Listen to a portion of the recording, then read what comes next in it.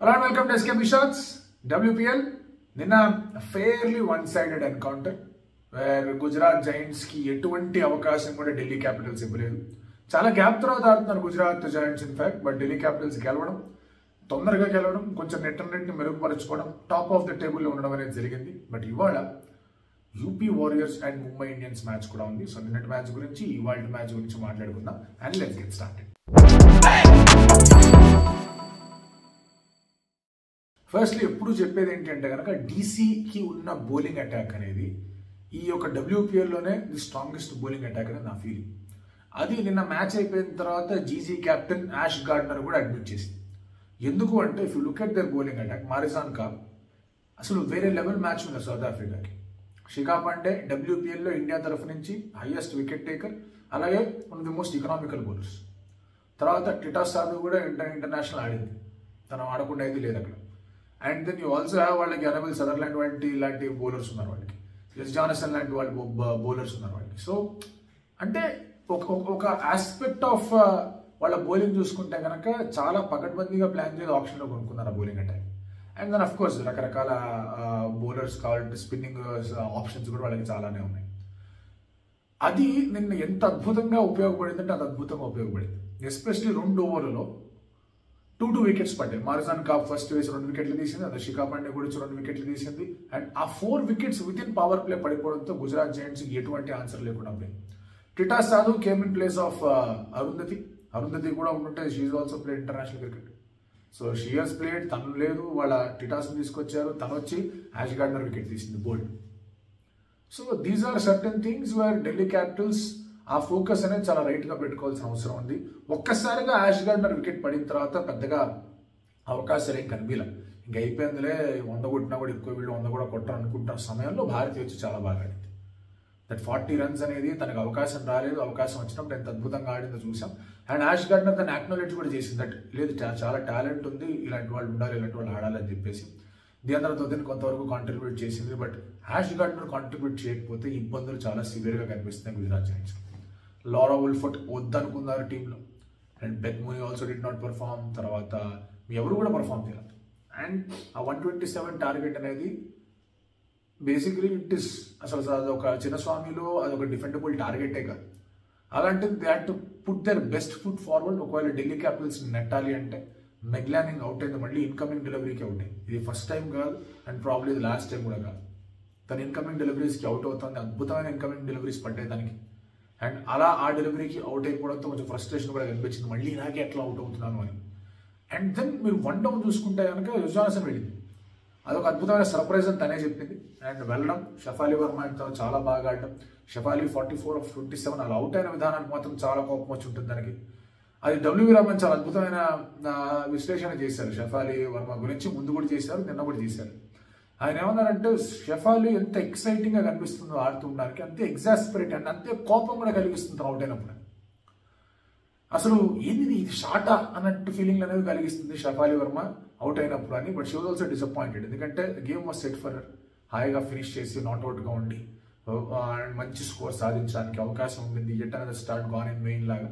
But తన job తను చేశాను, ఎందుకంటే మెగ్లానింగ్ లాంటి వాళ్ళు అవుట్ అయిపోయిన తర్వాత వీఆర్ ఎక్స్పెరిమెంటింగ్ 1 డౌన్లో యుజానసన్ లాంటి వాళ్ళు తీసుకొచ్చినప్పుడు ఈ రెగ్యులర్ ఓపెనర్ బాగా ఆడటం is very very important.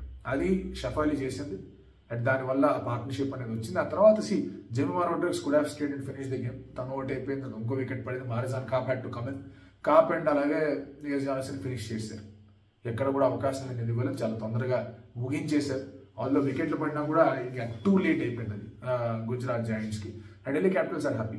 Eventually ఆ last run out third umpire decision ఏదైతే జరిగిందో అగేన్స్ ముంబై ఇండియన్స్, అది వాళ్ళు టాప్ ఆఫ్ ద టేబుల్లో పెట్టేంత వరకు చేసింది, which I feel is the right decision. అది మళ్ళీ చెప్తున్నా, అంతకుముందు జరిగిన Radha Yadav run out was not right, but ఆ last ball decision was correct decision. So anyway points టేబుల్లో ఇప్పుడు వాళ్ళు టాప్కి వెళ్ళారు. ఇవాళ అద్భుతమైన అవకాశం ఈ 2 టీమ్స్లో టాప్ చేయడానికి, ఎందుకంటే వారియర్స్ వేరే లెవెల్ ఊపు ఎనర్జీలో ఉన్నారు విత్ అక్కడ వాళ్ళు 2 బ్యాక్-టు-బ్యాక్ మ్యాచ్లు గెలిచి. ముంబై ఇండియన్స్ మంచి మ్యాచ్ గెలిచారు, వాళ్ళు కూడా ఒక క్లైమాక్స్ మంచి ఫైట్ లాగా జరుగుతూ వచ్చింది. ఇది కాంట్రిబ్యూటెడ్ వెల్, ఆర్సీబీకి అగేన్స్గా మంచి విక్టరీ వాళ్ళు సాధించుకున్నారు.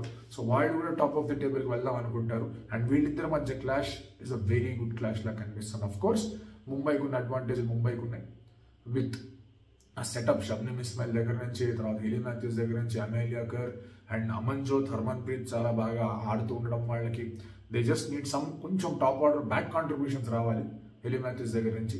ఆ బ్యాట్ కాంట్రిబ్యూషన్స్ కూడా వచ్చాయంటే కనుక Mumbai Indians will feel very very happy వాళ్ళ దగ్గర ఉన్న స్క్వాడ్కి, వాళ్ళు ఇచ్చే పర్ఫార్మెన్స్లకి, especially with that kind of bowling. వాళ్ళు ఇంకొంచెం కట్టడి చేద్దాం అనుకుంటారు. లాస్ట్ టైంలో ఎలిస్పెరీ బాగా ఆడేసరికి వాళ్ళకి అది కుదరలేదు వాళ్ళకి కట్టడి చేయడానికి. బట్ ఇక్కడ మాత్రం against UP Warriors batting they will try to restrict them. UP Warriors బ్యాటింగ్లో మన లాస్ట్ రివ్యూలోనే మాట్లాడుకున్నాం that everybody wants to contribute.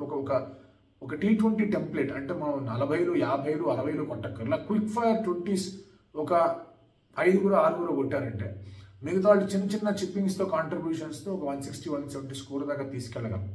ఆ క్విక్ ఫైర్ 20s కొట్టిన వాళ్ళలో కొంచెం ఒకళ్ళు కనుక ఒక 30కి, ఇంకొకళ్ళు కనుక ఇంకొక 35కి అలా తీసుకెళ్ళగలిగితే స్కోరింగ్ కొంచెం పెరుగుతుంది అండ్ బౌలర్స్ మీద ప్రెషర్ ఉంటుందని ఆలోచనలో ఉన్నారు. అలాగే ఆడారు. మీరు అబ్జర్వ్ చేస్తే లాస్ట్ చేజ్ 180 30s వాళ్ళు వేసుకోరు, 33 వాళ్ళు వేసుకోరు. సో మిగతా కిరణ్ నవ్గిరే 200 స్ట్రైక్ రేట్తో ఆడింది, దీప్తి శర్మ 200 స్ట్రైక్ రేట్తో ఆడింది. వాళ్ళు దగ్గర only open that Grace Harris and Tahlia McGrath సరిగా ఆడేస్తే సరిపోతుంది, గోల్ లేకుండా ఆడేస్తే సరిపోతుందని మొన్ననే మ్యాచ్ ఆడారు. ఇట్ వాస్ టైరింగ్ మ్యాచ్ వాళ్ళకి. Mumbai Indians of course have good break అనేది లభించింది వాళ్ళకి. బట్ యూపీ వారియర్స్కి మాత్రం ఒక టైరింగ్ ఎక్స్పీరియన్స్. సోఫీ ఎకిల్స్టన్ చాలా బాగా ఆడుతుంది వాళ్ళకి, దీప్తి శర్మ బాగానే బౌలింగ్ చేసింది. వాళ్ళ ఫాస్టర్ బౌలింగ్ షెజల్ హెన్రీ కానివ్వండి, తాలియా మెగ్రా కానివ్వండి ఇంకొంచెం బెటర్గా పర్ఫామ్ చేద్దాం అనుకుంటారు. బట్ బ్యాటింగ్లో again they have Chinelle Henry, అద్భుతమైన రీతిలో ఫినిష్ చేయగలదు, చాలా గట్టి హిట్స్ కొట్టగలదు. సూపర్ ఓవర్లో కొంచెం మిస్ అయినా కూడా she can play really well. ఆ డెప్త్ అనేది ఉంది యూపీ వారియర్స్ దగ్గర. ఆ డెప్త్ని ముంబై ఇండియన్స్ ఎట్లా ఎదుర్కొంటుంది అనేది ఇవాళ మ్యాచ్ తెలుస్తుంది. అండ్ మళ్ళీ it's top of the table clash, ఎందుకంటే Delhi's net run rate is negative improve అయింది కానీ స్టిల్ ఇట్ ఇస్ నెగటివ్. +0.6లో ముంబై అండ్ అలాగే ఆర్సీబీ ఇద్దరు ఉన్నారు. యూపీ వారియర్స్ వాళ్ళకైనా తక్కువ ఉన్నారు నెట్ రన్ రేట్లో. గెలిస్తే మాత్రం they have high chance. So జనరల్గా ఏమవుతూ వచ్చిందంటే WPLలో that top 3 teams starting of the tournament నుంచే కనిపిస్తూ వచ్చారు. అఫ్కోర్స్ లాస్ట్ సీజన్లో కూడా కొంచెం అటు వెనక ముందు అయింది towards end of the tournament.